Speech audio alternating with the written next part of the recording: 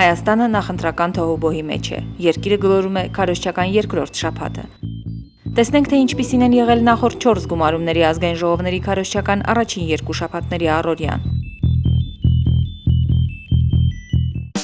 1995 թվականի հուլիսի 5-ի ընտրությունները մեկնարկեցին ընդամենը 3 ամիս առաջ ընդունված ընտրական օրենսգրքով։ 13 կուսակցություն եւ մոտ 1000 թեկնածու պայքարում էին խորհրդարանի 190 տեղի համար։ Հայտնի է դառնում համամասնական քվեարկության կարգը։ Քվեախցիկում ընտրողը պետք է ջնջի 13 քաղաքական ուժերից 12-ին, որպեսզի քվեաթերթիկը համարվի վավեր։ Ապրիլին մամուլն արձանագրում է ընտրակաշառքի առաջին եղանակի մասին։ Իշխանությունները ժողովրդին ալյուր են բաժանում։ 4 ամիս առաջ կասեցված դաշնակցությունը հայտարարում է, որ ստեղծված վախի մթնոլորտում ընտրությունների արդյունքները կանխորոշված են։ Կենտրոնական ընտրական հանձնաժողովը մերժել էր կուսակցության մասնակցությունը ազգային ժողովի առաջիկա ընտրություններին։ Արդյունքում Հույդան հրաժարվում է ընտրություններին մասնակցել որևէ այլ կուսակցության ցուցակով։ Նախընտրական թոհուբոհի մեկ այլ ընդդիմադիր դերակատար Սիմ կուսակցությունը կենտրոնական ընտրական հանձնաժողովին մեղադրում է Ղարաբաղում ընտրատարածքներ չբացելու համար։ Մայիսի 17-ին հայտնի է դառնում, որ հուլիսի 5-ին ազգային ժողովի ընտրություններին զուգահեռ տեղի կունենա սահմանադրական հանրաքվե։ Մեկ օր հետո հրաժարական է տալիս ազգային անվտանգության ծառայության վարչության պետի պաշտոնակատար Դավիթ Շահնազարյանը այն պատճառաբանությամբ, որ այդ պաշտոնում աշխատելը հնարավորություն չի տալիս նրան մասնակցել ազգային ժողովի ընտրություններին։ Նրա փոխարեն ազգային անվտանգության ծառայության պետ է նշանակվում պաշտպանության նախարար Սերժ Սարգսյանը։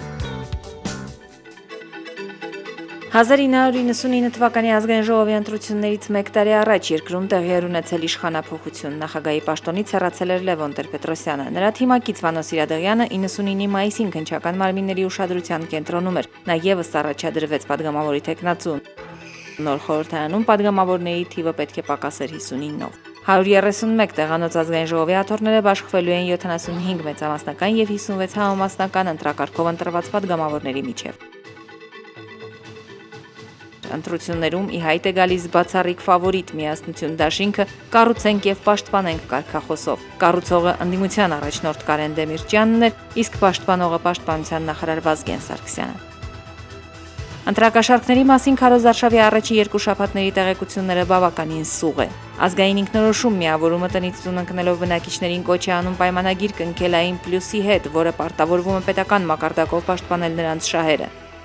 Մամուլը շնչում է սոցիոլոգիական բոլոր հարցումներով առաջատար քաղաքական դաշինքի միասնության հետ կապված յուրաքանչյուր տեղեկությամբ։ Միասնություն դաշինքի առաջնորդները Քարոզ Արշավը սկսելով ընտրողներին խնդրում են հյուրընկալելիս խնայել Չորքոտանի տնային կճղակավորներին եւ չզոհաբերել իդեր քաղաքական առաջնորդների։ Հայաստանի բնակավայրերի մեծ մասում առաջնորդների հորդորը մնում է անպատասխան։ ՀԺԿ վարչության քարտուղար Արմեն Խաչատրյանը հայտարարում է, որ միասնությունը թագավորի եւ սպարապետի միություն է։ 2003-ի մայիսի 25-ին ձևավորվելիք խորհրդարանի համար քաղաքական 21 ուժ եւ հարյուրավոր թեկնածուներ պայքարում էին արդեն 75 համամասնական եւ 56 մեծամասնական տեղերի համար։ ԵԱՀԿ դիտորդական առաքելության ղեկավարը հույս է հայտնում, որ խորհրդարանական ընտրությունները կհամապատասխանեն միջազգային չափանիշներին։ Այս անգամ անվավեր է համարվում հեռանկար ռազմավարական հետազոտությունների կենտրոնի ղեկավար նախագահական ընտրություններում 4-րդ տեղը զբաղեցրած Արամ Կարապետյանի գրանցումը։ Քարոզ Արշավի առաջին տասնօրյակն ամփոփում է Հայաստանի Հանրապետական կուսակցության ղեկավար անդամ, ազգային ժողովի միասնություն խմբակցության ղեկավար Գալուստ Սահակյանը, այն գնահատելով դրական, այդուհանդերձ ընդգծելով, որ ոմանց Քարոզ Արշավն իրենց էլ կարող է անհանդուրժողականության մղել։ Ընդդիմադիր 14 կուսակցությունների արդարություն դաշինքի հանրահավաքները անցնում են գրեթե նույն ոգևորությամբ, ինչ նախագահական ընտրություններում։ Չնայած դրան, մի քանի օր հետո տեղի ունեցած ընդդիմության հանրահավաքից հետո իշխանությունը ձերբակալում է մոտ 1 տասնյակ ընդդիմադիրի։ 2007-ին գործարար Գագիկ Ծառուկյանի առաջնորդությամբ ասպարեզ է գալիս Բարգավաճ Հայաստան կուսակցությունը։ Մամուլը գրում է, որ ԲՀԿ-ի հիմնադիրը Ռոբերտ Քոչարյանն է։ Ընդդիմությունն առավել խայտաբղետ է, ոչ միասնական, սակայն համոզված է, որ արդար ընտրությունների դեպքում կվերցնի խորհրդարանական տեղերի մեծամասնությունը։ 4-րդ գումարման ազգային ժողովում պայքարն արդեն ընթանում է 41 մեծամասնական եւ 90 համամասնական տեղերի համար։ Ընդդիմադիր Հանրապետություն կուսակցությունը հայտարարում է, որ իրենց Քարոզ Արշավը կֆինանսավորեն որոշ պաշտոնյաներ եւ օլիգարխներ։ ՕԵԿ առաջնորդը վստահեցնում է, որ իր կուսակցությունը անկասկած ներկայացված կլինի մայիսի 12-ին ձևավորվելիք խորհրդարանում։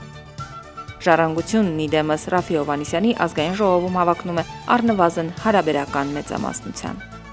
Կենտրոնական ընտրական հանձնաժողովի նախագահ Գարեգին Ազարյանը գոհ է քարոզարշավի ընթացքից։ Լրագրողները նրան հակադարձում են, ցուցակներում հանգուցյալների ահռելի քանակ կա։ Ազարյանը խոստանում է հրաժարական տալ, եթե աշխարհում գտնվի գոնե մեկ ցուցակ, որտեղ մահացած չկա։ Արմատական ընդդիմադիր իմպիչմենտ դաշինքը ապրիլի 19-ին հայտարարում է, որ Հայաստանում ընդդիմություն չկա։ Ընտրություններից առաջ ձերբակալվում են ազատամարտիկներ Ժիրայր Սեֆիլյանը եւ Վարդան Մանխասյանը, որոնք հայտարարում են, որ իրենց ձերբակալությունը իշխանության պատվերն է։ Կառավարությունը վճռական է միջազգային չափանիշներին համապատասխան ընտրություններ կազմակերպելու հարցում, հայտարարում է Ռոբերտ Քոչարյանը։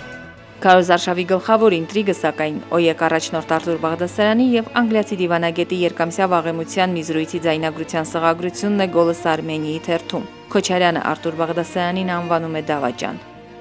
Մամուլն ավելի շատ է գրում ընտրակաշառքների մասին եւ փաստում, որ կուսակցությունների կազմակերպած նախընտրական համերգներն ավելի շատ են, քան գաղափարների տարածումը։ Թեժ ընտրարշավը դեռ առջևում է։